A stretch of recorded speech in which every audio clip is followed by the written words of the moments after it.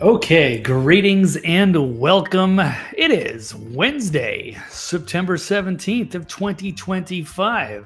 This is the Eccentric Perspective, and I am your host, Blake Wally. Do a little impromptu show off schedule, whatever that is. Going to do one yesterday. Usually I go Tuesday and Thursday afternoon, but wasn't having it yesterday. Bit of a lousy mood. It's been a terrible mood since the killing of Charlie Kirk last week. It's already been 7 days. Been quite a downer. Tensions are high.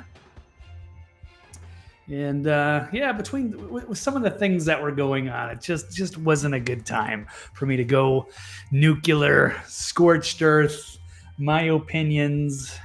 Not really liking some of the things that I'm seeing on social media. It's a divisive time. But it's also a good time to, things have calmed down a little. Let a show rip. Probably won't do one tomorrow. And it's all good. So here's the thumbnail for today. Who killed Kirk? Was it the leftists or the Zionists?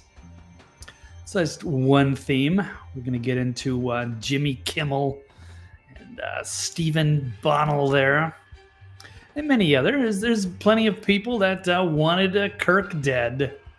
Or could it be a collaboration? We don't know. There's plenty of conspiracy theories, but there's much to dig into. It's an unfortunate turn of events, and it's changed everything, man. Really has in a profound way. And I was not even a fan of Charlie Kirk. I didn't have that much of an opinion on him, but shooting him crossed the line, and it's really changed the temperature and the direction of this country for sure.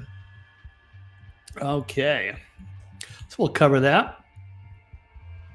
Maybe get a few other headlines as well. Got Kirk's death. There's going to be a few. There's going to be a lot of subcategories, but here we go. Kirk's death. Is it Republicans' fault for electing Trump?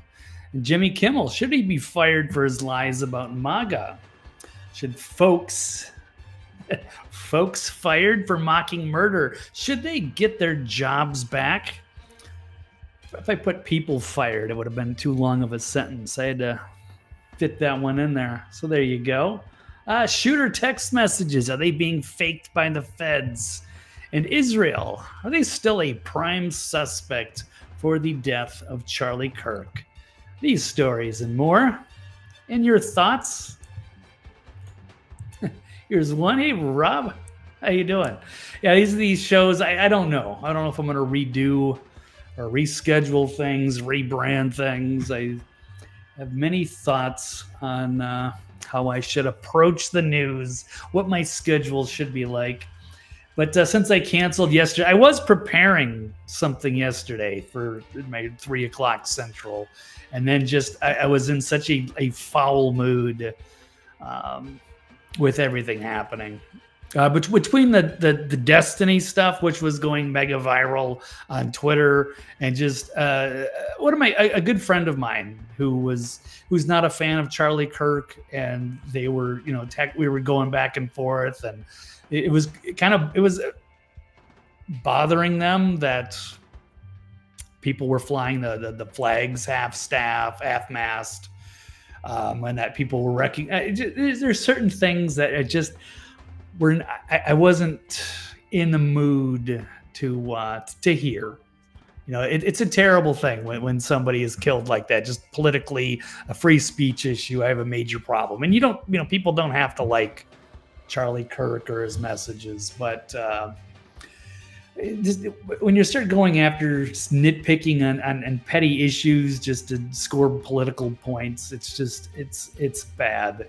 And what Destiny did was go way off the rails yesterday, and we'll get into that. Yes. Well, yeah, all things are. I mean, not to spoiler alert, but the most obvious thing is the leftists have done it. This was a lone gunman who, for whatever reason, leftist, poisoned perhaps by the propaganda and the LGBTQ agenda, decided to kill Charlie Kirk as his political nemesis. And that's it.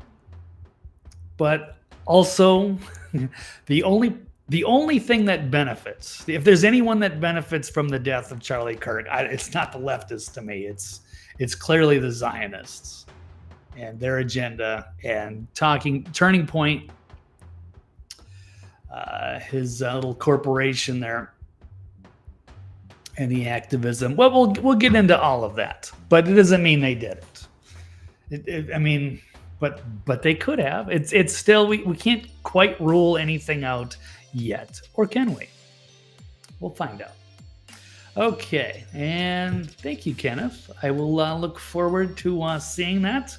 Kenneth, still a DJ Kenneth.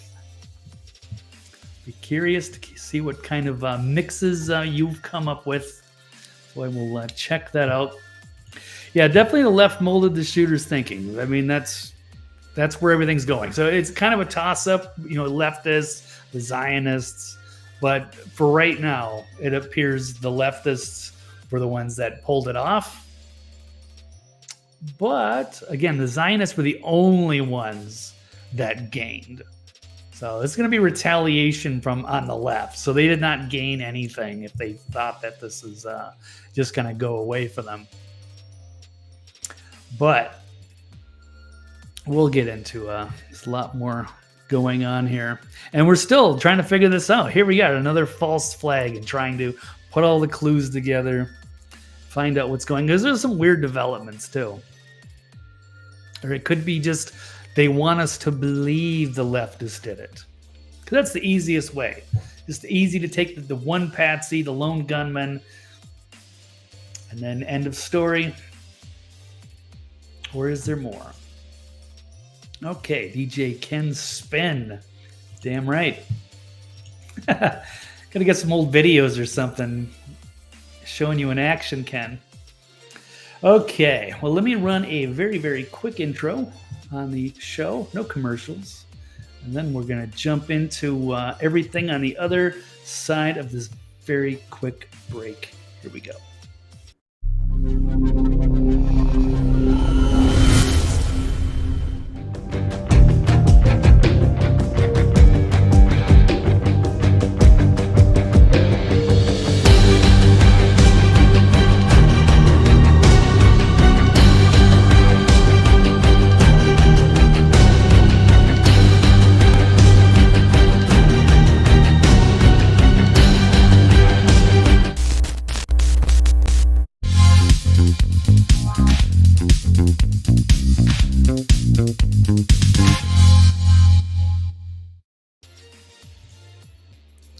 That is what we like the DJ music for. It just cuts right to the chase. No intros, no outros, just constant thrills.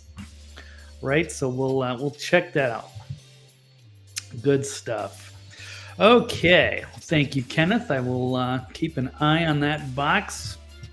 Right now, we'll change gears. I'm gonna start here. I actually have the tabs in somewhat of an order today. The extra hour of prep has allowed me to get a little better organized. So we'll see if it works. Just starting here. Great tweet from Blair White saying, "Hey, no one is requiring you to mourn Charlie Kirk. You don't have to like the guy. You don't have to pray for him, mourn for him, show up at his events. But if you see the flags half-mast, are you going to complain that, are you going to make an issue of it? Are you offended by that? Are you going to threaten Republicans or blame the Republicans for everything? I don't know. But anyway, here's what Blair is saying. They're not asking, you're just asking not to be a satanic piece of shit who celebrates brutal murder. The bar couldn't be lower, and it's still too high for millions of you. It's sick. Yeah, there's still people that are just like taking glee. They're taking joy in the demise and the death of Charlie Kirk.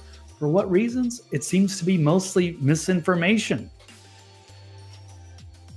Not actual quotes, not actual things he did. Because once you actually start looking at what he is and what he said, there's no reason to be offended. You don't have to agree with it.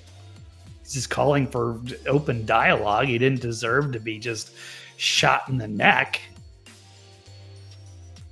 It's just not how we do things. That's an attack. It's an attack on everybody. It's an attack on this country. Everything about this country is the First Amendment. That's where it all begins. And you're going to try to, yes, it is a severe attack on the country and everybody who is an American.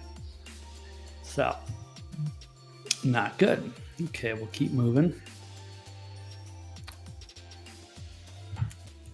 Like Pliskin in there. Oh, that's right. Yes, I gotta do something for Halloween here. I think I'm about due for a haircut, but maybe I should keep it rolling. I'll do the Snake Pliskin again. We shall see. But that's right. That is on the intro there. Okay, let's move here. So the FCC chairman has now threatened immediate action against ABC after Jimmy Kimmel is telling his audience that Charlie Kirk was killed by a MAGA conservative. So they just openly lied. Or, people want to believe this horse shit. But they should have figured that out by the time that this episode aired, that this is not what it was. But this is okay. It's this leftism, the lies, the gaslighting. Here is Jimmy Kimmel. You can check out this monologue from him. Yes, and we're trying to heal, to understand. This should be like a no-brainer.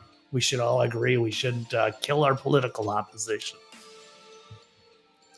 But now we're going to start pointing fingers and we're going to misdirect.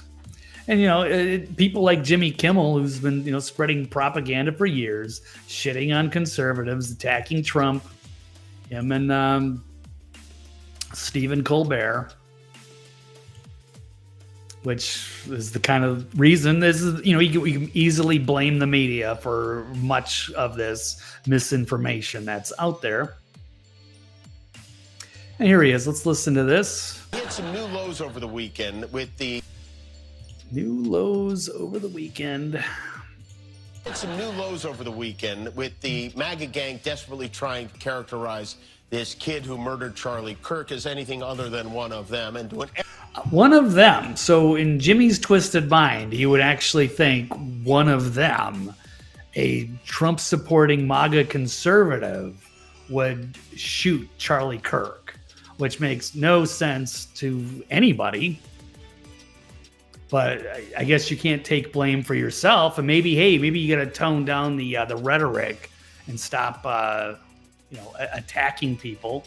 Stop shitting on and calling everybody Nazis and fascists on the Trump side. Trying to demonize your opposition, and you can't even be honest that this was most likely a radical leftist that did it. And just because maybe he was a Trump supporter in the past, maybe he came from a Trump family, but this was not a Trump conservative that was the shooter here. This is somebody who had gone hard left through propaganda or through his friends or what have you. Or, you could play the patsy. We could go into that.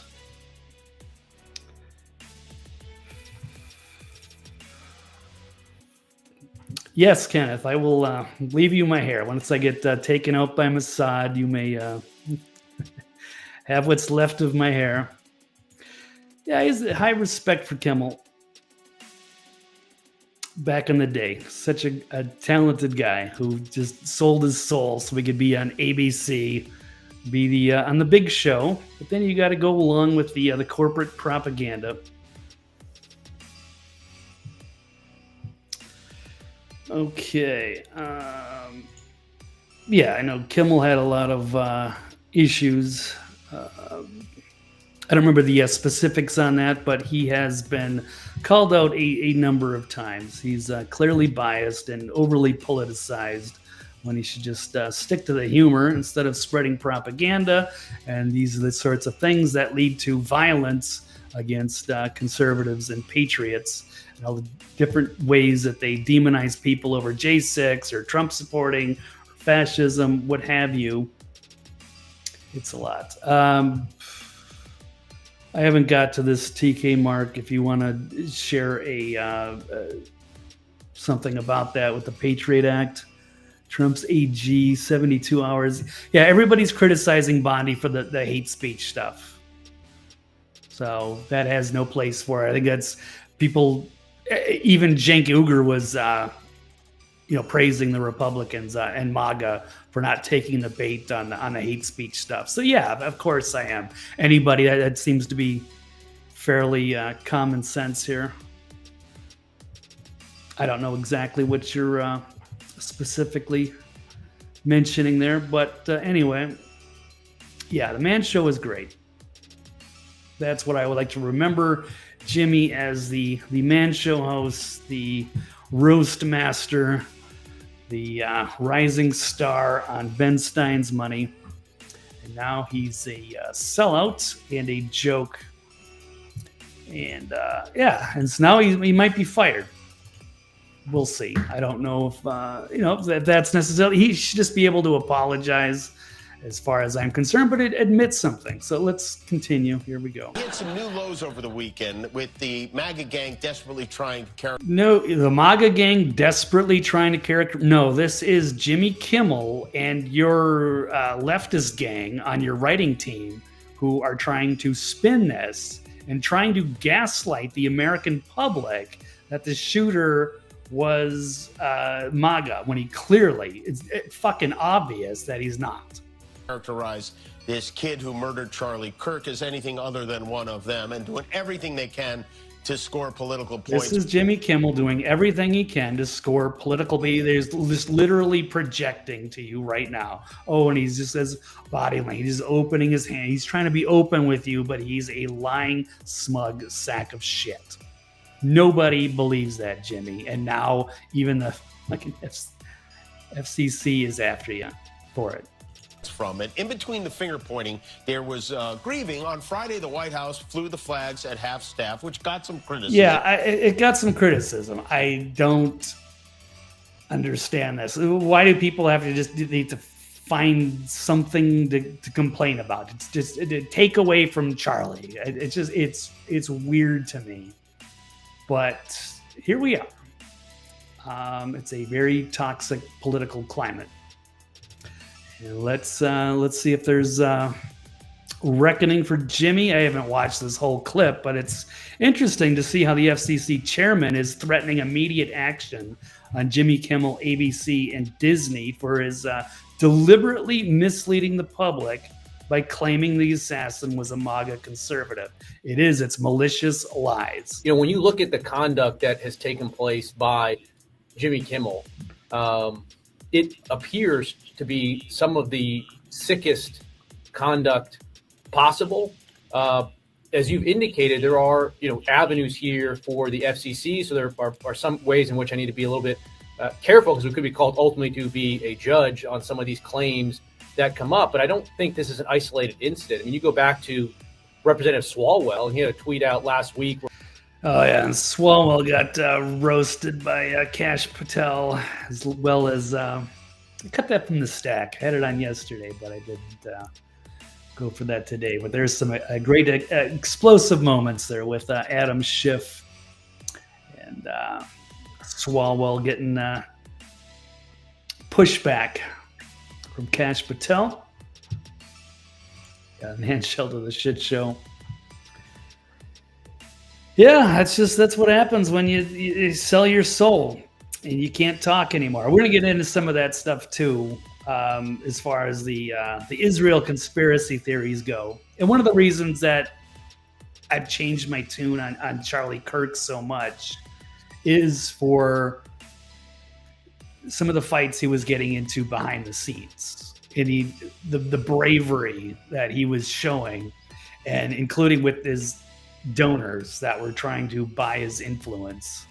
So I've kind of lost my tolerance for certain criticisms of Charlie, knowing the kind of person he was and that he was a legit guy fighting for the truth, including paying for it with his life by pissing off a lot of very powerful people.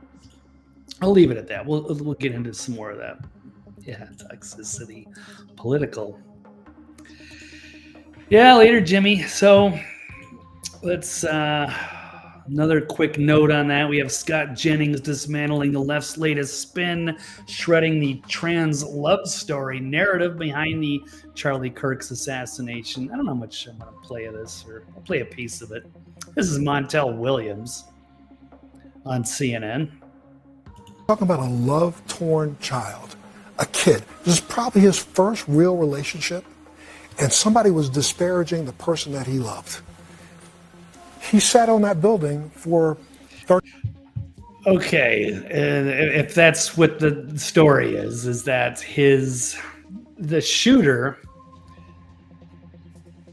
boyfriend, girlfriend, his significant other, his lover, what have you, was a male roommate who was transitioning into a female. That's at least the cover story, and that could be true, and that's perhaps why he's scoring political points. He's taking out the threat.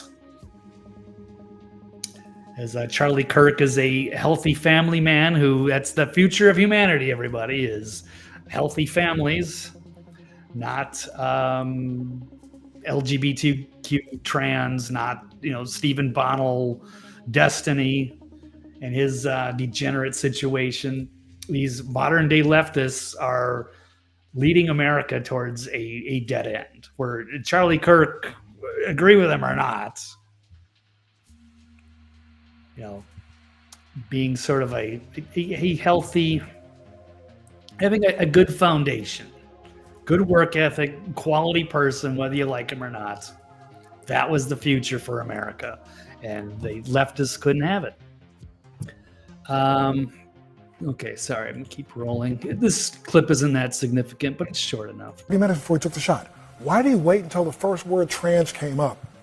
Then he took the shot. You think he heard it? I don't know if he was paying attention, just waiting for that second. Maybe it was coincidence. I don't know. But this is the way that they have to try to twist these narratives on the leftist outlets, because the blood should be on their hands, not necessarily Montel. He just happens making a guest appearance on this show. But so much of what came out of the left over the last few years and the way they've demonized MAGA and the conservative movement. Anyway, so we'll see if they have some reflection, but I doubt it. He could hear I it. think he could hear it. They can't blame themselves, so they're going to try to find some other way to spin this as this is the Republicans' fault. I think he also, I don't believe he was motivated politically. I think this was motivated emotionally. Guys. Again, that's Montel's point of view. The evidence here is overwhelming. He said, Charlie Kirk, I can't stand this hate anymore. I'm going to take him out. The testimony from him and the statements of his family, he had become more left-wing. He etched the statements that are made by the left about Republicans and conservatives and Charlie Kirk fascist on the bullet casings. He made a joke about it in his last text. Well, it doesn't sound like a joke to me because someone's dead and about to be buried. Well, so it doesn't sound like a joke to me. So I'm just telling you, there was an effort all weekend long on the left to try to make this guy sound like he was a conservative. That failed. That was passed around all over the weekend. That has now failed. The evidence has now come out. He was motivated by hate. He was motivated by left-wing radicalism. He got mixed up with some trans ideology in his life. We'll learn more about that, I'm sure, when more evidence and testimony comes out. We are looking around the edges of this for something other than what's staring us in the face. Left-wing radicalism got this kid. He went up to a roof and he murdered our friend, and that's what happened. Yeah, and as the official story goes, it can't say no to any of that. I mean, it might be obvious. There's problems with the narrative. I'm going to get into some of that. But at least as it's known, he's clearly a leftist. We could say that the notes are manufactured.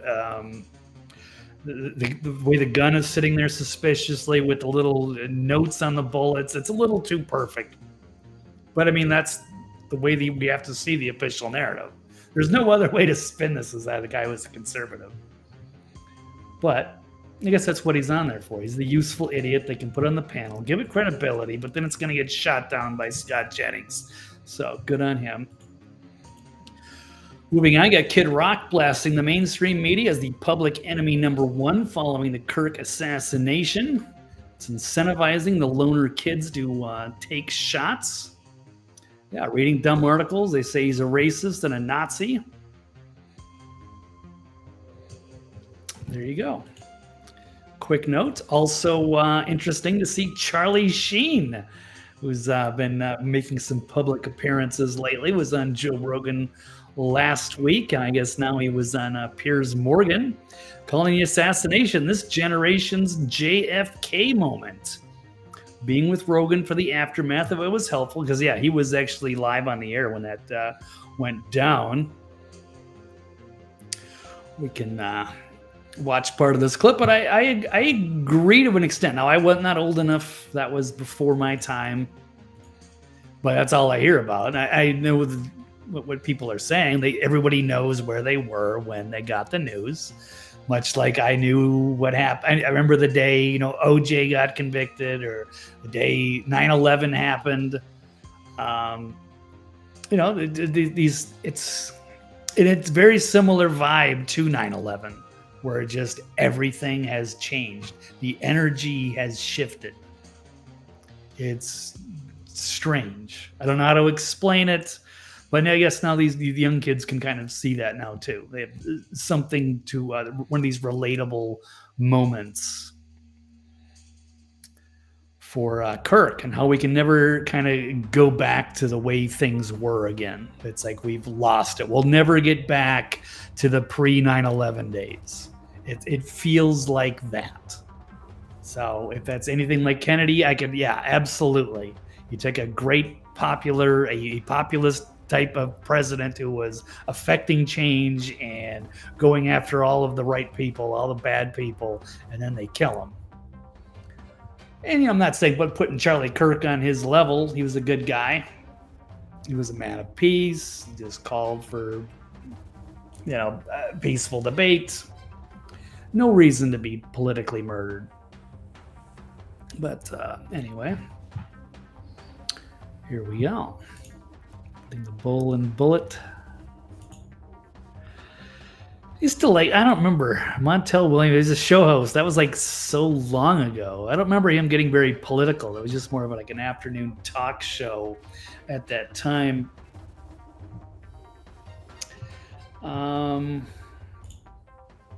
Yeah, he certainly looked bad in that clip there. So maybe he should just stay retired, stay out of the fray. All right, but we'll move on. Or let's hear Charlie. We haven't been a while. With Rogan, for the aftermath of it, was helpful. Yeah. If that makes sense. Yeah. But and I don't know.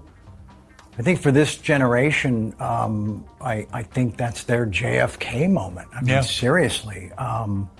And I just, if that's where we've wound up, it cannot be where we stay. Right. It's still. I don't want to say it's still not. It still doesn't feel. It's too surreal to process it. Yeah. Yeah. It's just the unfairness of it. Because that dude he didn't demean people. He didn't ridicule people. He didn't belittle or embarrass or gotcha. He showed up, as prepared as you could have been, as passionate as you could have been, and just asked people to just just have an open debate. Just, okay, here's what I believe and here's why. And let's hear your side of it. You know what I'm saying? Yeah. That it turned into that is just, that just can't be, we can't keep having days like that moving forward. No. All right, fair enough. I agree. It's not the way things are done here in America. Charlie Sheen on a comeback. Well, he's a little healthier now. Went through some really troubled times, so we'll see if he makes some more cameos these days. So he's bouncing back, putting his life together. A lot of people like Sylvia Brown. Yeah, made her interesting appearances on some of the talk show circuits back in the day. We shall see, but he's good there. He does do some good work. All right, but let's both flip things on to a bad leftist. This would have been me if I was on the show yesterday. I just figured I'm going to cancel. I'm a little too overheated, and I'm just going to melt down. Like we'll let Tim Pool melt down. Yeah, after the Destiny stuff, I was in angry mood. So here we go. This is gets one of the headlines. This is the logic from a very disturbed leftist named Stephen Bonnell, Destiny, saying if you didn't want your friend dead, you shouldn't have voted for Donald Trump. He's in a very dark place. So here we go. And that's the problem we're dealing with. We sit here standing in a burning house as they have literally murdered Charlie Kirk. And then they are saying, let us keep waving the death of a conservative in your face so you are too scared to go out. So you will never vote for Trump again. So you will learn your lesson. That's what Destiny said on Piers Morgan's show. Learn your lesson, conservatives. Stop speaking your mind. Stop doing events. And maybe then they will decide to stop killing your friends. Now, so far, unfortunately, there's only been a small handful of our friends that have died. And that's because it's not just Charlie Kirk, though he is the most high profile. Everybody remembers Aaron Danielson, who was friends to many conservatives. And he was walking down the street in Actually, I could almost stop it here. I mean, you could almost say Tim's lucky to be alive. He's had I think he said he got swatted 15 times in the last year. They want him dead. They didn't get to him. And Tim doesn't make a lot of public appearances, in large part for those reasons. Some of those guys, they don't go in the field like they used to. Or Luke Rudowski, some of those guys, because they do fear these rabid leftists are going to take them out.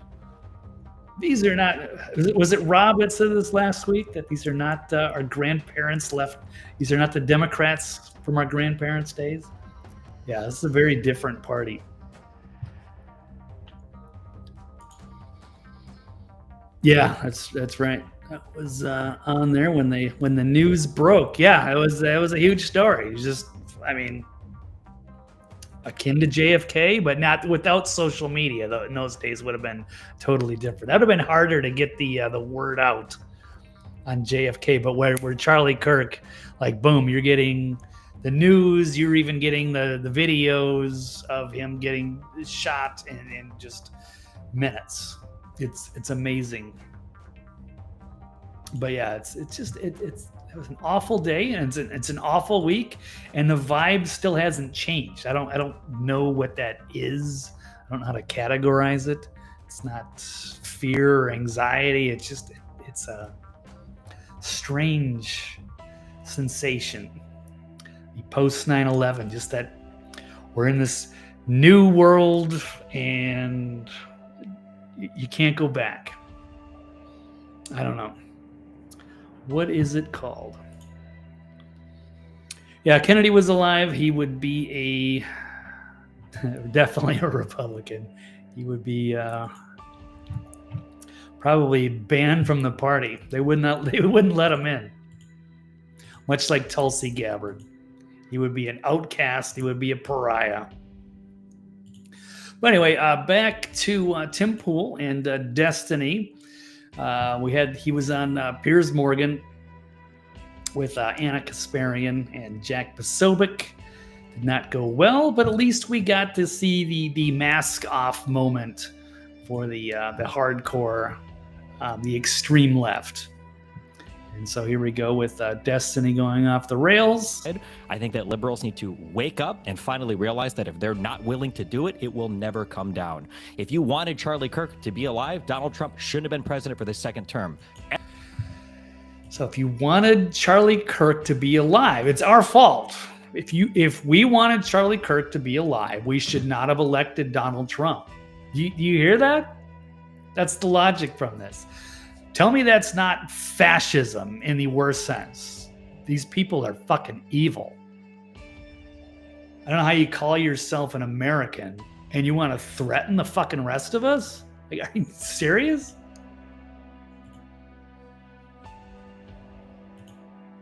They're going to kill us for electing populists. So we should have elected Kamala. Word salad, champagne brunch Kamala. I don't know. But here we go. Every time he's in office, this happens. People joked about when Biden came in, it was so boring, nothing was going on. 7 out of 10 of the largest protests in American history have happened under Donald Trump. All those protests are almost all astroturfed, bought and paid for by George Soros. Those are not real grassroots protests. But speaking, it doesn't matter. The rest of it kind of speaks for itself. That's what he is. He's an angry little demonic goblin.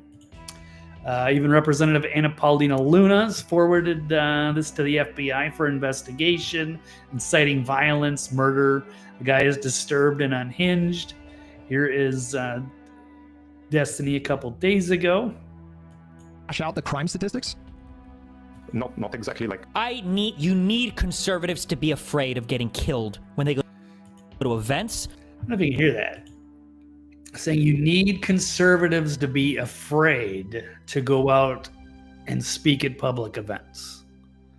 You talk about just flaming fascism, the absolute antithesis of this country.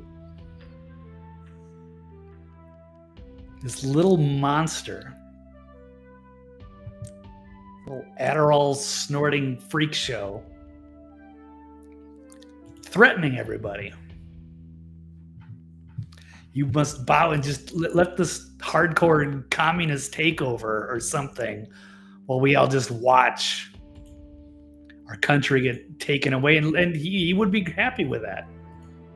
I don't understand the logic of these people, but this is a very lost soul.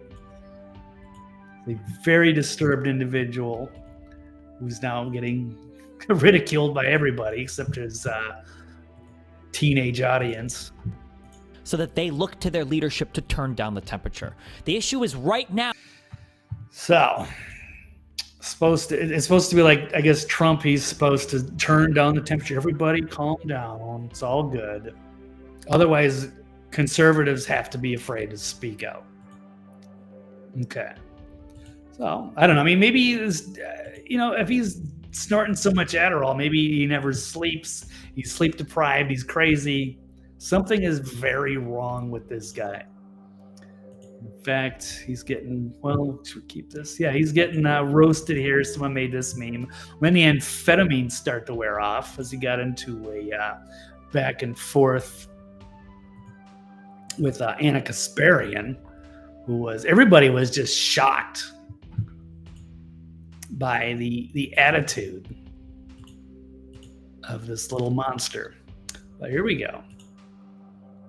If someone assassinated my husband, I would not be able to have the level of composure she had during that speech. I would be out for blood.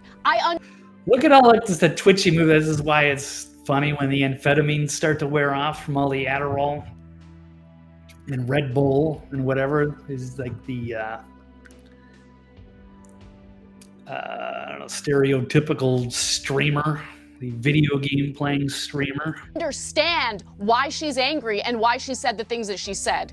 Okay, you need to understand what being a human is, what it's like to actually lose someone that you love, that you chose to spend your life with, that you chose. If so, it's like he just has no soul left. There's some really great back and forths from these exchanges. And Piers Morgan really just kind of, holding his feet to the fire, just challenging, just to be a goddamn human being and condemn the cold-blooded, senseless murder of Charlie Kirk. And he still couldn't bring himself to do it. It's always try to twist everything around. In fact, there's another video of him spiraling out. I think some was more clips here. It's only 2 minutes. But even more stuff's coming out about Destiny. Somehow he's like propped up as some sort of, hero of the intellectual left. I have no idea why. And most of his audience are just a bunch of teenage boys that play video games. I think he's funny because he's made his whole living as a shit-talking video game player. That's where he became a millionaire, I guess. Competitive gaming. I don't understand, but whatever. It's part of our culture, but not exactly a good role model. But here we go. Let's talk.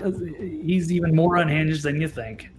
Oh, I did troll the shit out of the DDoS kid. That's a guy, that's one of the people, legitimately, it's actually kind of scary, how close I was to getting people together to go down to his house and kill him and his family. Or it would have just been him and his father. Because I didn't know anything about it. Dude, that was some of the most fucked up shit in my entire life. I was so fucking close to doing it. But I was making so much money on Twitch, and I don't know if Nathan was involved in yet, but for whatever reason, I decided that the current life I had wasn't worth the risk of... Oh my god, I was so close to this fucking address. So I guess you spend too much time online and you start to probably way too many hours awake, longer than normal people, because you're on so much Adderall you never sleep. You start making these weird confessions about how he's actually got to a point where he was planning to get involved in a murder. He's plotting it all out, the streets, the routes he's gonna take, how he's gonna do it. Like Brian Koberger or whatever. Streets mapped out and you have no fucking idea. That's when I first started getting interest in owning a weapon. I got a permit to own a gun and everything. Holy interest in owning a weapon, mapping out his opposition to try to take him out. Oh, could you imagine watching Nunez's eyes pop out of his fucking head? Nothing would make me happier. Oh my god. This is a weird one too. Devin Nunes, is one of the great patriots that we had in Washington for so many years. I loved what he was able to do, and I loved him attacking Adam Schiff, holding him accountable. He was a great dude. I'm sorry that he went to Truth Social, and that's a great opportunity for him. I'm happy for whatever success. He's a very introverted guy, but he is very smart, and I appreciate everything that he did. And so I don't know how you just hate him so much, probably because he's exposing all the lies of Russiagate or January 6th or the Biden business dealings or so many things that he was on the right side of. And then you have this troll leftist talking about popping his eyes out of his head. How do you hate? You can respect Nunez. He wasn't a bad guy by any means, but I mean, I guess that's just projection. It's just Destiny is really a disturbed individual. He'll keep rolling. I would fucking jerk off. So I would I would never need jerk off to I guess the defiled corpse of Devin Nunes. To Brow's point again, if I had a live video feed of Nunez being killed for crimes against his fucking country. What crimes against his country? He stood up against all the Russiagate bullshit, which we now know is completely manufactured bullshit, and they ran the Mueller investigation, and they know it was all untrue, and they know Adam Schiff is a flaming liar. So he's after Nunez, really? Oh my God, it would be the most Oh my arousing God, fucking my thing God, I I've would just ever jerk imagined off to seeing it, in my entire life. I'm squeezing my hog to this. That worthless subhuman fucking piece of shit. Is that just projection? You're worthless subhuman fucking piece of shit. There is probably that's a great way to describe Destiny. I think even from his own fans would have to agree with that. Deserves to die. Conservatives have been disgusting for years, which is why I don't give a fuck about anybody that winds up at any of these rallies and gets shot or whatever the fuck. Oh. Lovely. Okay, he doesn't care about any conservatives who get shot. Basically, he might as well be calling for a hardcore, a communist hot takeover, and to just start, coming after, going door to door and taking out the patriots, taking their guns, and putting people in camps. Destiny. This is somebody I hope doesn't ever get into a position of power, but maybe he'll end up in a rubber room sometime in a straitjacket, and maybe until he chills out a bit. It's Okay, because they had sleep or something. No problem making fun of Paul Pelosi. The entire world would be better off of these people. One thing I will agree with, and one thing I've backtracked on, is what happened to Paul Pelosi was awful. Paul Pelosi's corrupt. Nancy Pelosi is extremely corrupt. They're definitely involved in insider trading, but he did not deserve to get hit in the head with a hammer by that terrorist. But that was awful. But you can't just go after all conservatives for that. And a lot of people didn't know what was happening then. They just thought it was like a drug deal gone bad with this gay lover. They didn't understand how this weird leftist was in Paul Pelosi's house. So that's fine. But this is intellectually, honestly saying that was a bad look for conservatives to dunk on that. But then who are you, calling to gouge out Devin Nunes's eyes? Anyway, it's a weird standard. People were permanently removed from these platforms. Like, there is no downside and only upside to see people like Candace Owens, Tucker Carlson, Tim Pool never be allowed to publicly broadcast their opinions ever again. And he's calling for censorship. Basically, yeah. So many people that are on his opposition, so many people that could kick his ass in an intellectual debate, and probably physically kick his ass too, including Candace Owens. He wants them all shut down because he's a fascist pig. So, keep going. Need conservatives to be afraid of getting killed when they go to events so that they look to their leadership to turn down the temperature. The issue is right now, they don't feel like there's any fear. If you wanted Charlie... Wants us all to be in fear. We're going to get killed at any moment for our political views, for our freedom of speech. Yeah, you're right. The whole is... That's the thing. He thinks he's so smart, too. But he's such a bad faith debater. So he's just there to be a negative, contrarian asshole. And nothing is ever gained. There's never any clarity. There's never any reflection. I don't have the particular clip because I had so many of them, but let's see. Piers Morgan holds them accountable here. Kirk, to be alive, Donald Trump shouldn't have been president for the second term. I'll give you one last chance, Destiny, to Okay, good. I do have it. Here it is. Condemn the murder of Charlie Kirk. Yes, you are acting like an unhuman. Why can't I hear Donald? You're acting like an unhuman. Donald Trump condemn violence in this all country. right, you won't condemn it. Okay, we've all heard. That's insane. We've all heard you repeatedly refuse to condemn we've it. heard Donald Trump refuse to condemn Jack it too. Posobiec. Oh, so now it's about Donald Trump refusing to condemn it. And the leftists on YouTube are a bigger deal. Unbelievable. Yeah, what's incredible is you don't have the basic humanity to condemn it. You'd rather taunt his widow. I find that sickening. Okay, there you go. That's 4 minutes of Alex Jones ads, but hey, they did put together a very nice montage there. So that pretty much drives the final coffin nail into what's left of Destiny.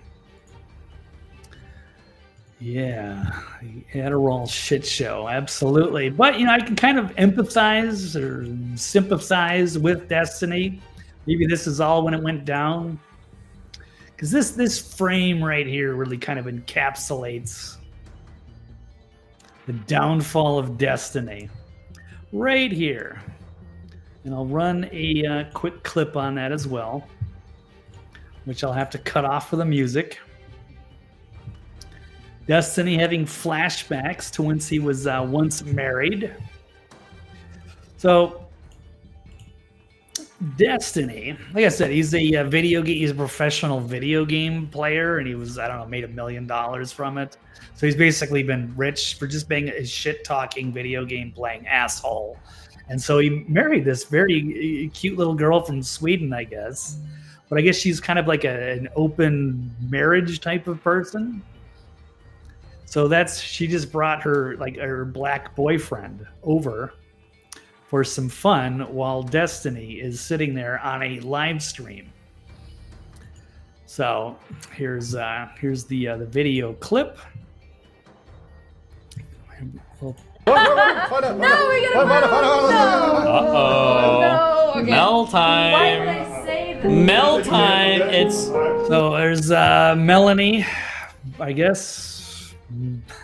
Mel time. So yeah, that's your wife. You're Stephen Bunnell, Destiny. You're the video game player on a live stream with all of your adoring teenage boy fans. And there is your hot little wife who only married you because you got a lot of money. And there is your wife's boyfriend who is going to be taking her to the bedroom to play. While you're going to sit there like the little cuck you are. Here we go. I'm gonna turn down, or should I turn this down? It's Mel time. Oh, you got the 4. Okay, so we're just around me are familiar. We'll cut that. That's I forget the name of that song. It's not important. But what is important is I feel bad. This is sympathy and empathy. As much as I hate Destiny, I think if that was me and I had my hot little wife and she was going to be, I guess, I don't know how to phrase all this, but something would have snapped in my head as well. And you'd go into a dark place. Maybe that's what happened there. He flipped into that like the dark side, and he's unable to get himself out of that psychologically. That has got to be the most humiliating moment.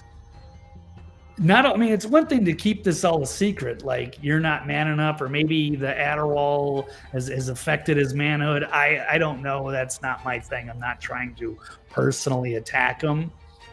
So I'm just trying to psychologically understand how somebody has that much hate for half a country. Maybe it's because of stuff like that. You just can't mentally recover. It's like something broke, and I get it. I couldn't recover from that either, I don't think. But I don't know. Poor guy. But at the same time, he's such a demonic sack of shit. It's hard for me to really feel sorry for him. There he is. Yep. Ugh. Almost feel sorry for him. Almost. Okay. Yeah, it's a hard life. Okay, welcome. We have a very sick culture. Anyway, speaking of culture, here's one about getting fired for celebrating Kirk's assassination is not cancel culture, it's accountability. As so many people are losing their jobs all over the country.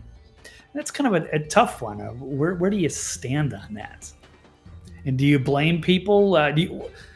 And then who do you hold accountable? If somebody loses their job, it's fucking horrible. If you're out there celebrating Charlie Kirk's death and you're posting it on social media, you're ignorance. Do you deserve to lose your job? Maybe. I wouldn't trust some of these people. But I don't know. Do you blame the employer for giving in to a mob? I don't know if it's like that. So many leftists were happy to cancel conservatives, cancel Trump people, destroy their livelihoods, swat them, ruin them, and now kill them if they have to. now it's coming back on them. So do you blame the employers, or do you blame the people ratting them out? I don't know. I kind of feel like some of these people should deserve to be reprimanded. Some of them deserve to be ostracized. Some of them need to be held to account. It is accountability in some level. And maybe they should be, and some reflection. I think some of them should be absolutely allowed to come back, but they have to get their story right. And you don't have to like Charlie Kirk or subscribe to his beliefs. But if you can't acknowledge the fact that he was unfairly demonized, if you can't acknowledge that it's wrong to shoot people, even if you disagree with them, then you shouldn't be part of it. I wouldn't want to have employees around that were like that. Especially like some of them are in like these like medical fields. It's shocking how many of them are like medical professionals, people in government, and so many teachers that have these wild views. I'm not saying that they should be like, blackballed and destroyed. They should have some kind of opportunity to go, oh my God, what I did was unacceptable. It was awful. And I don't agree with Charlie Kirk, but hey, he was a good family guy. He believed in his faith. He believed in what he was doing, and he had a right to talk and not be killed. That's it. Be a goddamn human being, and you can get your job back. Even Jimmy Kimmel, but I don't know.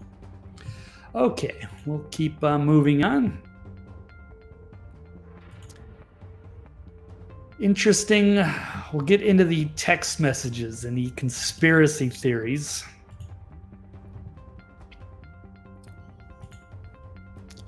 Interesting how the left and the right are now coming together to question the legitimacy of the communications that we've seen publicly.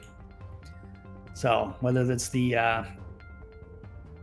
so it's interesting for somebody I don't like, Jojo from Jersey, who is a paid influencer for the left, and many others that have left side, right side, they're all coming together to question what the hell. There's no way that the shooter wrote this stuff. Saying no one is buying the text messages, no one on the left or right. We cannot agree on a damn thing anymore, but we agree on this. That doesn't speak volumes, nothing does. Let's check out another tweet here. I see the FBI is taking to writing fan fiction. Do young gay men talk to one another like this? Half of it is in cop speak, using words that I guess the 20-year-old Zoomer would probably not use, or 22 or what have you. Interrogated or squad car. Retrieve.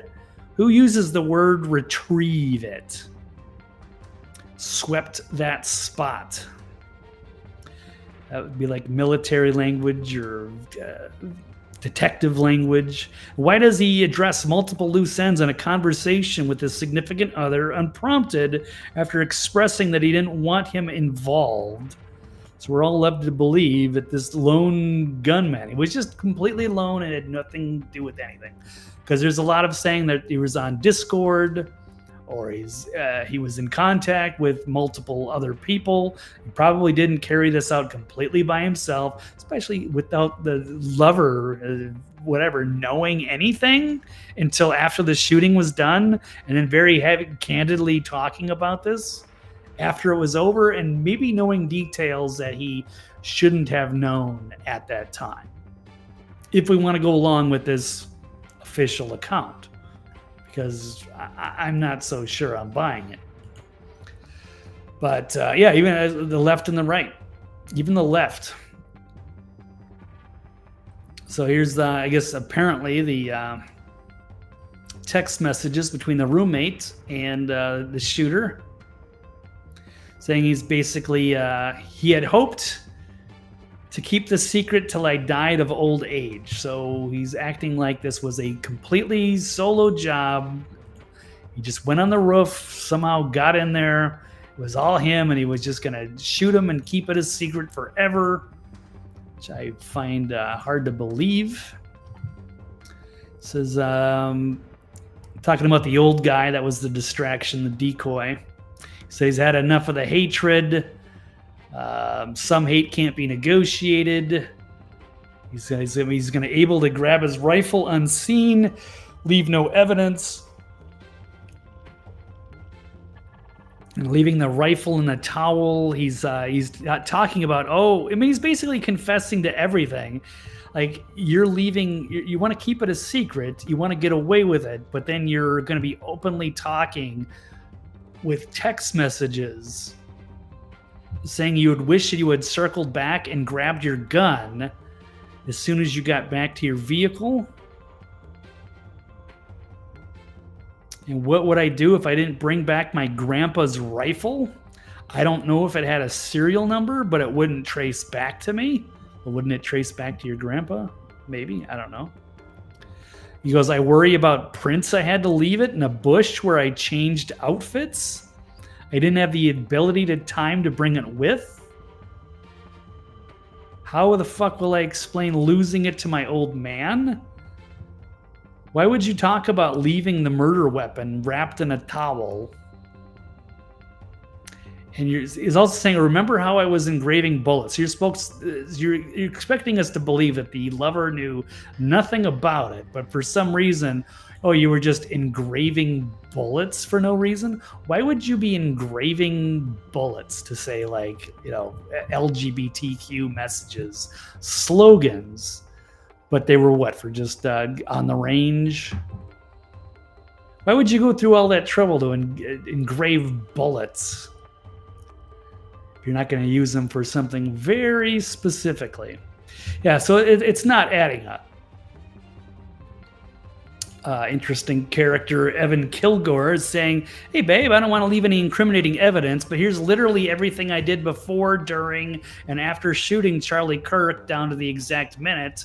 Oh, but by the way, delete this message and don't take questions from anyone. Love you, bye.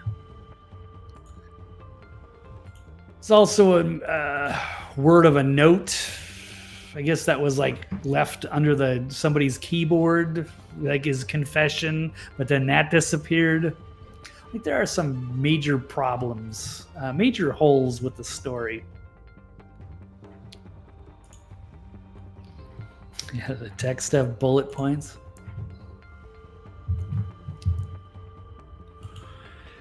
Yeah. But you're telling me Tyler Robinson, in the midst of trying to evade law enforcement, retrieve his rifle, and also narrate this exact movements after he shot Charlie Kirk to his boyfriend, actually had the time to check the internet and know that 2 patsies were apprehended by police. So here's another one that just burns a major hole in the story. How did he know about the decoy? So there's an old man there who starts, as soon as the shots go out, he wants to confess, and he's a distraction. And so people thought he was the shooter, and it allowed everybody else, assuming there was other people involved, a conspiracy, to get away with it. So what was his role? But how would the shooter know?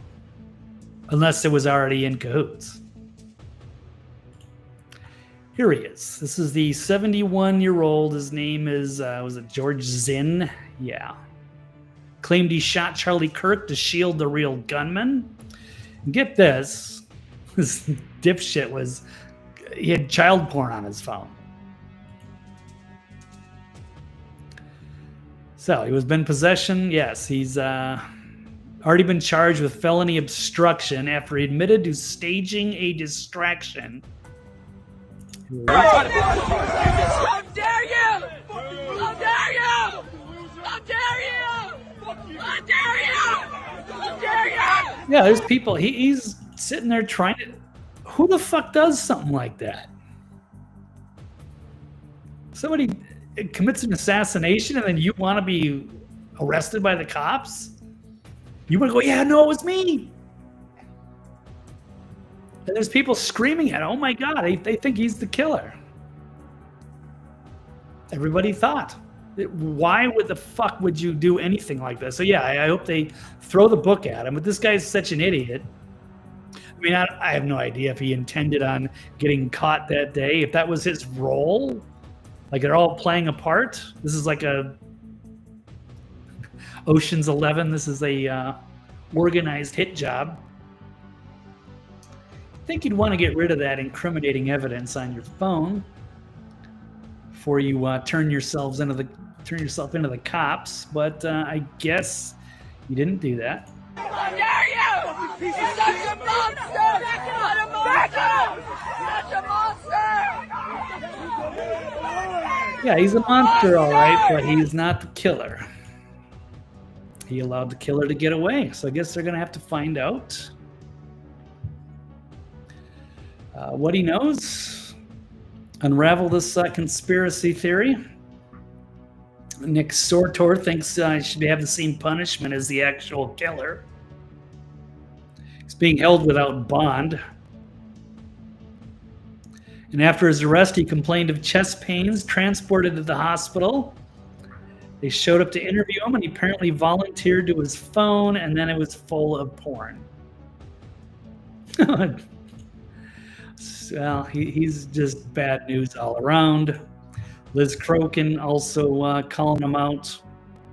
He's known as a political gadfly who frequently pops up at these events, film festivals, protests, political rallies, and frequently gets kicked out. He also threatened to bomb the Salt Lake City Marathon and spent a year in prison for it, saying he's got all the classic hallmarks of a crisis actor who was strategically used to run interference and distract authorities. That's exactly what happened. So, there you go, George. Crazy.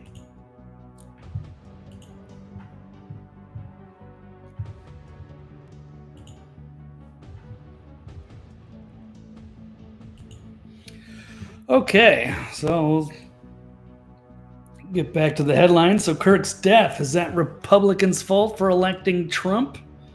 No, of course not. Jimmy Kimmel, should he be fired for lies about MAGA? He should be forced to apologize for the lying and the gaslighting. Time to issue a major correction and to condemn the violence, and maybe he can have his job back. I think that's fine. Folks fired for mocking murder should get their jobs back? Yeah, only if, again, same parameters. Sincere apology.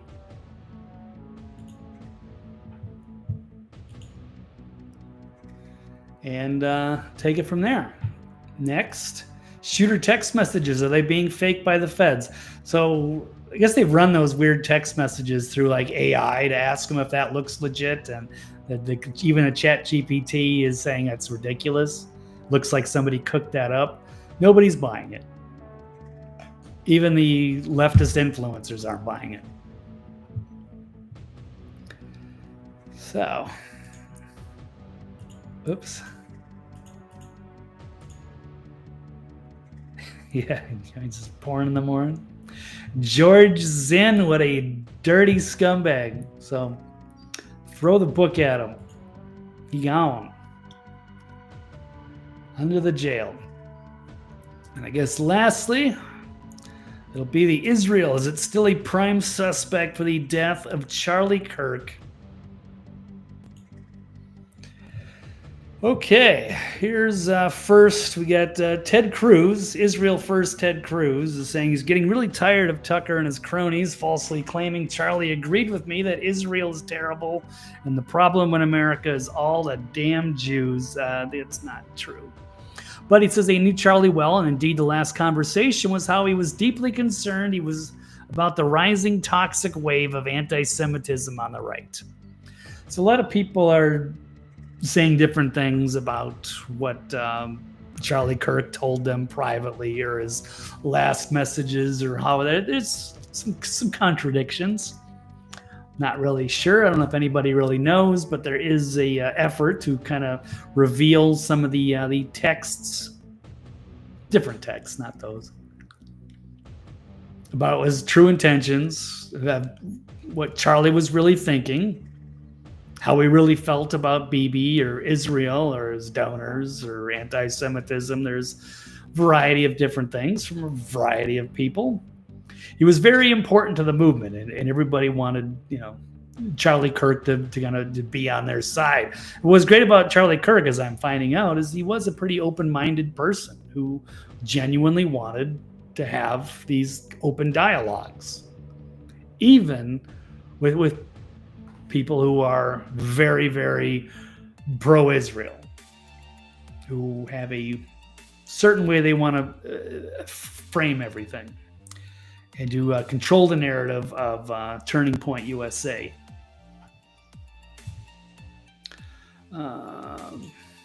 Yeah, Chad said it was crap. All right. Yeah, it looks like it was written by a bunch of... it doesn't look like it was written by a 20-year-old guy to his lover. It's a little too convenient to just make it look like it was all one shooter, end of story. That would be the easiest way for them to move on from all of this. But it's not going to go away. Yeah, Kimmel will. He will cry. He's definitely going to put on some theatrics, I'm sure, to groveling for his job. But that's fine. At least that'll be fair. But anywho, let's see. Here's Tucker Carlson. He's making waves, and it's kind of dividing up the right, which is a good thing. Because people need to question. I'm not saying Israel did the shooting, but they had the most to gain. Let's see. He did not like Bibi Netanyahu, and he said that to me many times, and he said to people around him many times. He felt that Bibi Netanyahu was a very destructive force. He was appalled by what was happening in Gaza. Okay. Maybe that's true. I can maybe I kind of want to believe what Tucker Carlson's saying. I don't think he's lying. I think that was one of the major issues. This is the great divide on the conservatives. Is for decades, that was like the unsaid thing. You're not ever allowed to criticize Israel. You have to be 100% in their camp, and you can never, with no other way. You can't possibly frame things in a different way or start asking uncomfortable questions. But apparently Charlie Kirk was. And many people thought that that's perhaps the reason why they decided he was a liability. And here's Tucker saying that, yes, he was worried about Bibi Netanyahu, that he wasn't a good guy. But there are other videos where he's praising Bibi. So it's hard to say. You got to see the receipts. But I'm inclined, I tend to believe Tucker on this. It's kind of hard to hear it, but he just says Kirk saw that Bibi was a destructive force and horrified by the children being killed in Gaza. That Bibi was draining the lifeblood of the United States to serve his own ambitions and his country. Carlson also said that Kirk's Israeli donors tormented him until the day he died. It's very important for them. They are in a PR crisis. Massive. And they need somebody like Charlie Kirk to speak glowingly of them and to praise them and to justify anything they do and to never criticize them, to always be an unwavering friend. And apparently behind the scenes, there was a tremendous amount of pressure by the Israeli leading people to keep Charlie in line. And when they couldn't control him, it's conceivable they could have pulled off an assassination. But it's also possible there was a lone leftist. We're still digging in. But there is an Israel problem in this country with so many people, so many of our politicians that seem to be more loyal to a different country. In fact, here's some right now. Does anyone find this weird? Why do we have 250 U.S. state legislators currently in Israel? Why are they all, like, when it's turned August, like their little August recess, they all went running off to Israel? It's very strange. Not with their constituents, not back at home. They got to make a trip. They got to make a little pilgrimage. They got to go and have these little optics where they could go on the wall here. The Wailing Wall. There's we got Huckabee and there's Bibi, Marco Rubio. What is this? Why must they go over there? Who are they loyal to? Where are their loyalties? People were saying you don't see, Bibi, dress up as a Christian or do any Christian things here in America. Or wouldn't it be weird? There's a great meme. I don't have it. Like, how would you feel if they were going to China, like touching the Great Wall of China? You'd think maybe there's something wrong with this picture, but we've normalized this. This is weird. This is not normal. We have too many people that are on the wrong payroll, perhaps having their opinions influenced by a foreign regime. And then you have so much on the influencers. Israel's trying to buy up all the influencers they can. For so many years, they had all the conservatives in their pocket. And for so many years, people didn't care.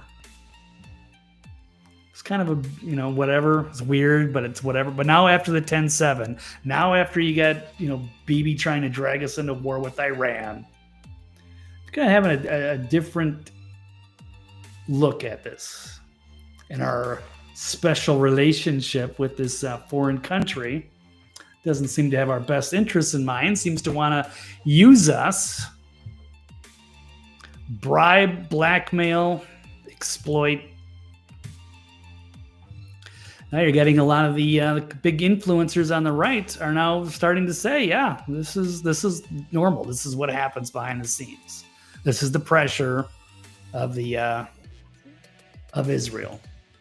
So even Megyn Kelly, this is from Candace Owens talking about Megyn Kelly also saying she was threatened and intimidated and pressured over Israel and who to platform. So a lot of it is on Charlie. They were very upset with Charlie Kirk for platforming comic Dave Smith and Tucker Carlson, who have been critical of Israel. They were very upset about that. I guess, threatening to pull funds.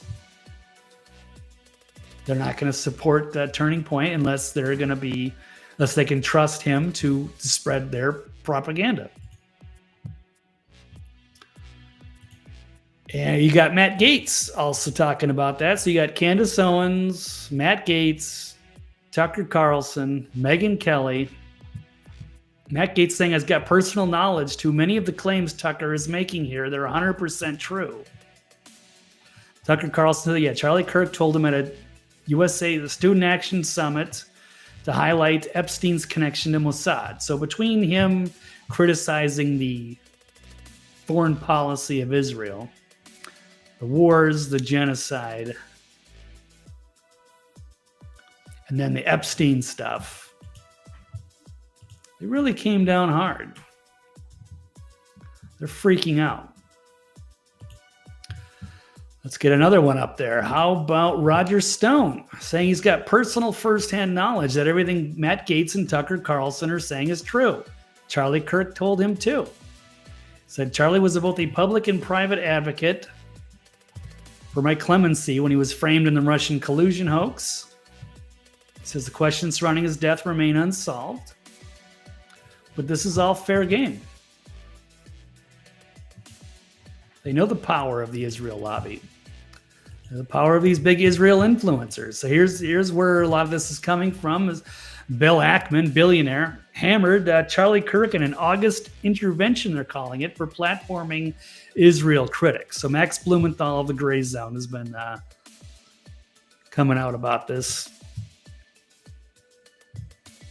saying that there was a private meeting in the Hamptons with Charlie Kirk and many big donors, and that there was a lot of pressure. And they were trying to bully Charlie Kirk into submission. There's also a report that Bibi Netanyahu offered him $150 million. I can't confirm that, and wanted him to come to Israel. They want to get him the hard sell. They'll give him all the money he wants because they know the power of his organization, the power of Charlie Kirk.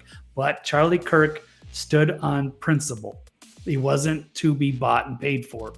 He was inclusive to platform everybody and to have all of the ideas under the tent. And they wanted to control him and his message. And when they couldn't, it's possible that it set off a chain of events. A chain reaction. I don't know. There you go. You got Bill Ackman. He confirmed he hosted his meeting on August 4th and 5th. And here's Charlie talking to Megyn Kelly the very next day on August 6th. How do you think that meeting went down? I'm an American citizen. Yes, I want Israel to win. Yes, I'm a Christian. But like some of the mess, and you've seen how I've been treated, Megyn, by some, not all, by some. No, it's very irritating. It's been almost so as if unfair. They were coming after you after Turning Point for, among other things, that you had Dave Smith there. Dave Smith is allowed to criticize Israel. You had both sides. The Israeli side was overrepresented. Though. No, you're not allowed to. It's even worse than that. Again, I just want to repeat for the 5th time. I love Israel. I want Israel to win. But my moral character is now being put into question, Megyn. Not my decisions. Not like, hey, are you doing this? Is it smart or is it dumb? But no, I am a bad person if I do this. And I could go. I mean, you saw it, Megyn. It was trending on Twitter, thousands of tweets and text messages. And if I were to be charitable and generous, I will say the people that are attacking me are in a hyper-paranoid state because they're at war and...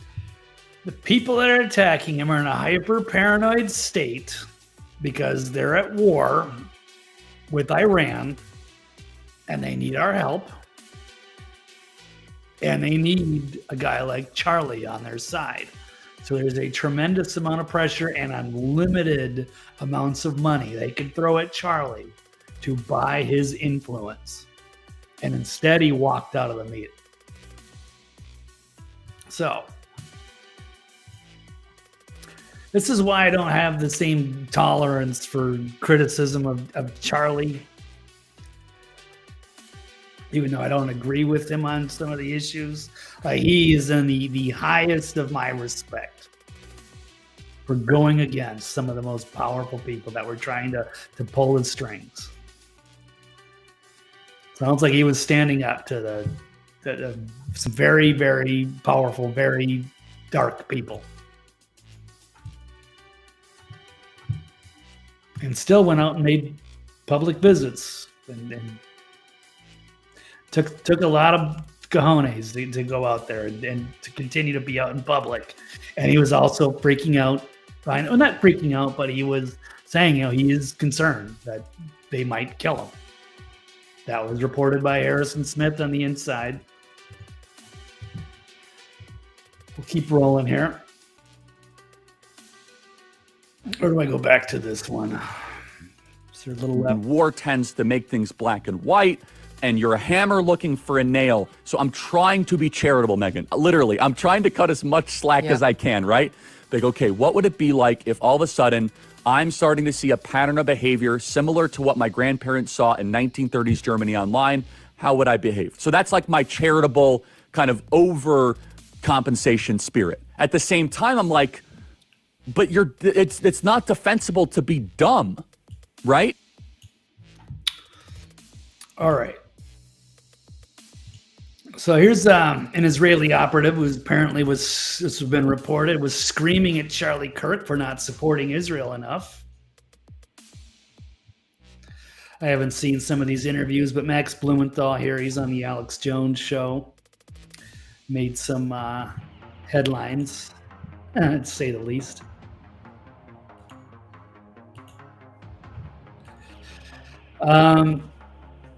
Also, we have a lot of prominent Israel supporters who were very critical of Charlie Kirk Even though they're saying nice things now, it was only really a matter of weeks ago when they were all mad at him for being a turncoat, for not carrying water for their cause. Another tweet from Matt Gaetz just kind of showing that Mark Levin was kind of pleading with him to come back home. Charlie rejecting the kooks, which would be people like me, people who are critical of Israel's foreign policy and our special relationship. Also got this is an interesting tweet from Anomaly saying Charlie Kirk was posthumously smeared as an anti-Semite, a racist, a misogynist, a fascist, and an evil man in the times of Israel. Really turned on him quick. It's like they got their guy. They couldn't buy him, so then they demonized him, and then they killed him. Maybe. Again. Hasn't been confirmed. But this could be a patsy job. We'll keep going. Candace Owens claims that days before his death, Kirk was contacted by donors demanding that their name be removed from a Turning Point building. Says he's being contacted by a lot of people. And then they're telling me that just within 48 hours before Charlie passed away, his top Jewish donors were pulling funding from him, demanding Charlie take their name off of the building that they had donated. And then once Charlie was killed, they said, oh, never mind, put it back on the building. And so people are concerned that Turning Point USA is going to be hijacked by the wrong people. Carry out a different agenda. So it's good. People are calling that out. Mike Cernovich has done a good job calling all of that out, exposing all of it. Saying donors and people who Charlie put on the map tormented him until the day they died, and then they posted fake eulogies. A reminder that demons have put on the skin suit of Christianity to enrich themselves and agitate for war and death. That's a nice way of putting it. Very interesting way of putting it.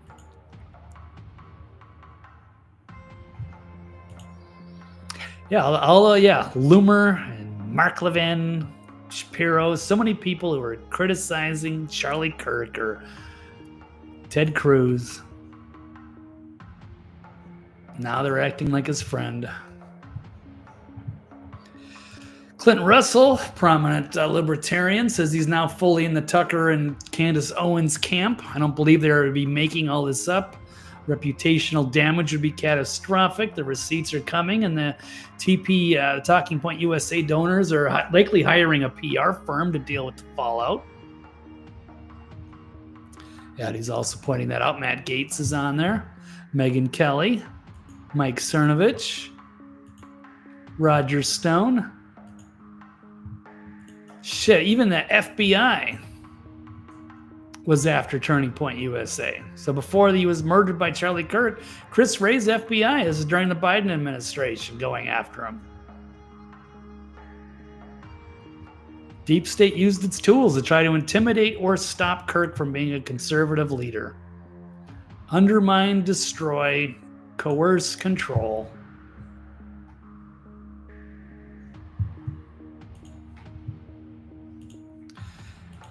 Interesting tweet here from the Village Crazy Lady. I don't know exactly what kind of sources she has. She makes some interesting tweets. I don't know how much seriously I can take it, but she's putting out some bangers lately. Says she got a tip that she was able to verify with somebody inside the administration that the NSA detected 12 Israeli registered cell phones at the site of the shooting last Wednesday. NSA picked the data up and handed it over to the federal law enforcement, who passed it along to the White House. And the source that she has said those with the info really freaked out. I can't confirm this. It could be students. There could be explanations for it. She's given some in the comments because there's obviously people pushing back.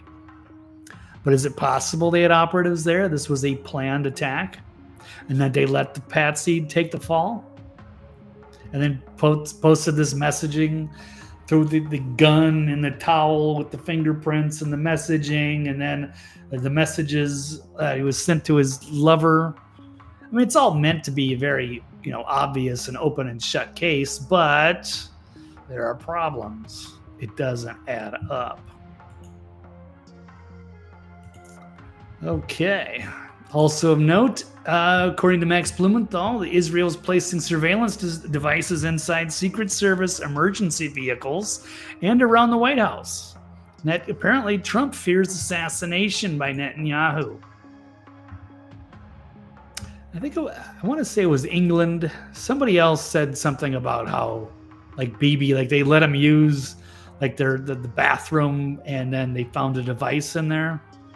It seems like the modus operandi. They're just paranoid, and they're just always bugging and spying everybody. And the only gain that we have with our special relationship with Israel is their intelligence apparatus.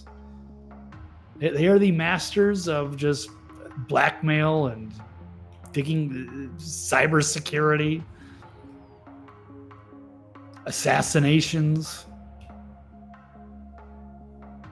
They're very good at this. So part of this isn't just blaming the Jews thing. This is out of respect. If anybody could pull off the assassination and make it look like it was this patsy, it'd be Israel. There's no doubt. Let's go into this thread. Quick, I've only got a couple more quick ones. We'll call it. Jackson Hinkle, who I'm not a fan of everything. Definitely some, a lot of criticisms they could have for a guy like Hinkle. He's got his issues. He's an ally of sorts on certain issues, and the Israel thing is certainly one of them. He's a big critic of Israel, and he points out, he's got quite a list here. All of the things, and even General Mike Flynn pulled this list up, what I'm very proud of, because before, just a few months ago, he was very much a very pro-Israel guy no matter what, but even he's kind of fallen away and asking questions, which is great. Yeah, it's great to ask questions. But here's the Israeli connections to the Charlie Kirk. Groomed by Israel as a teenager. Yeah, he was from 18 years old. And of course, Israel and conservatives go hand in hand. He's Israel's top non-Jewish loyalist. He starts mildly criticizing them, saying Epstein was Mossad, saying we shouldn't go to war with Iran. Lobbied Trump against it. Said Israel had full control of Trump. Referred to Netanyahu as a bully. Feared Israel would kill him. Apparently, Bibi tried to offer them huge funding and invite him over to Israel, but he refused. Was apparently disgusted with Bibi. He allowed anti-Zionists like Dave Smith and Tucker Carlson to speak at events. Zionist media starts attacking him. The donors demand that he ban Tucker Carlson. Donors cut him off, launch attacks.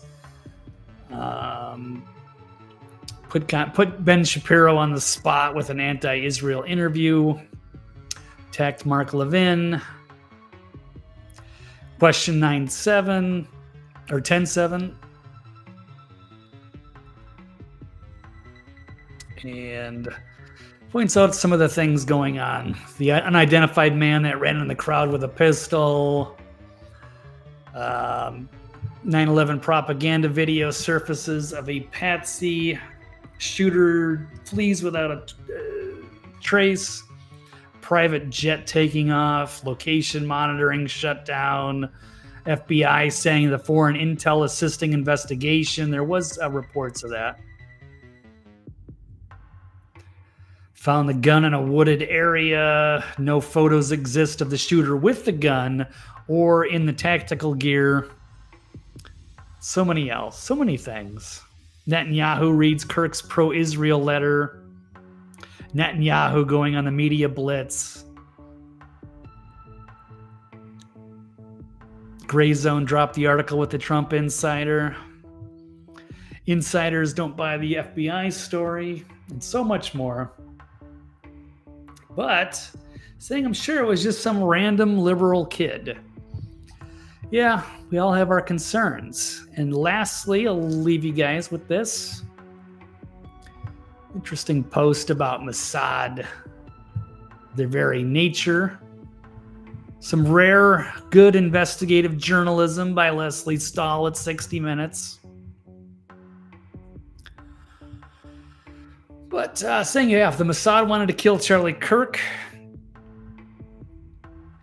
they would have been able to pull this off, absolutely. That's just how they do things. And here's an interesting clip, 45 seconds. Back in the day, Leslie Stahl, here we go.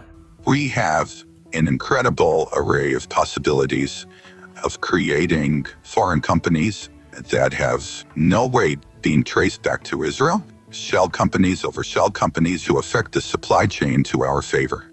We create a pretend world. We are a global production company. We write the screenplay.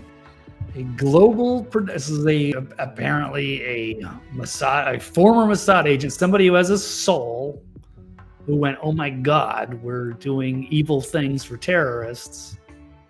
And is saying, yeah, they're the production team. This is like Wag the Dog. This is a Hollywood level, create a script and execute it out, which may have been the case here in Utah. We're the directors, we're the producers, we're the main actors. The world is our stage. This world is our stage. We're all just living on it. The production, the director, the actors. And then we get us all to believe it was a lone gunman, somebody that everybody hated, somebody that was obvious, somebody that nobody would care about. And then just bury the story. But I don't know. It's not closed. We can't close the books on this yet. Is Mossad's old office. Mossad's old office here. Its motto from Proverbs 24:6 says in so many words, wage war through deception and trickery. Wage war through deception and trickery. That's the modus operandi for the Mossad.